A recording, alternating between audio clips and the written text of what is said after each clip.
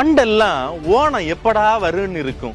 வீட்டுக்கு வீடு ஊஞ்சலு, தெருவெல்லாம் பூக்கோலம், உறக்கம் எழுச்சதும் கை நீட்டம் வேண்டி புத்தம் உடுப்பும் இட்டு கூட்டும் கறியும் வச்சு வாழை இலையில சோறும் தின்னு பாயசம் குடிச்சு அதெல்லாம் ஒரு காலம். இப்படி போ. அட, ஓணம்னா மலையாளிகளின் திருநாள்ல அதை போய் கொண்டாடிட்டு கதையை வேற சொல்லிட்டு இருக்கீங்க அப்படின்னு குமரியின் வரலாறு அறியாத சில குமரி மக்களுக்கும் குமரியை தாண்டிய தமிழ் உறவுகளுக்கும் நிச்சயமா மனசுல தோணி இருக்கும்.